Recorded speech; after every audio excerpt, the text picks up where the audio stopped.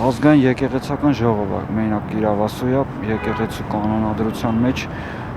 փոփոխություն անել, իրանք իրավունք չունեն, էլի, եւ իրանք բոլոր դեպքերում փոքրամասնություն են կազմում, 10 եպիսկոպոս անդամ են։ Հիմա չգիտես ամեն մեկին կաշառում են, չգիտես ինչ փոխում են մարդկանց։ Կոմպրոմատ կարա լինի։ Չեմ կարծում, որ վախ այնպիսի գործոն է, որը պետք է մղի նման գործունեության մերժելի, մանավանդ որ պետք է հասկանալ հասարակական պարսավանքն է ավելի ուժեղ եւ ազդեցիկ գործոն, թե ընդհանրապես վարչապետի հորդորները, հանձնարարականները կամ ինչ ասեմ, նույնիսկ վարկաբեկող նյութերը։ Իրանք իրավունք չունեն այդ բարենորոգումով զբաղվել։ Ամոթ իրենց ընդհանրապես դա կասեմ։ Գային բե, անան հանել այլնու,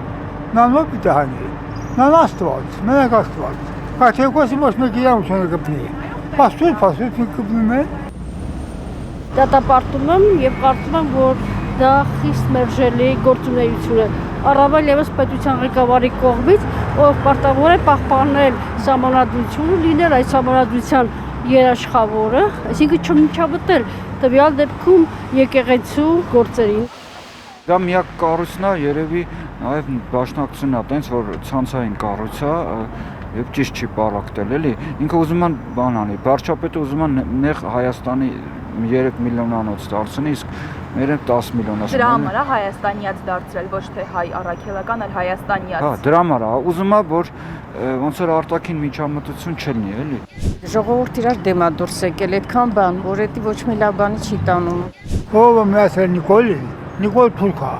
Թուրք, վելի օղլի է, հասկանում ես դու, վելի օղլի։ Չեմ ուզում ես վարչապետի անունը լսեմ ընդհանրապես Հայաստանի։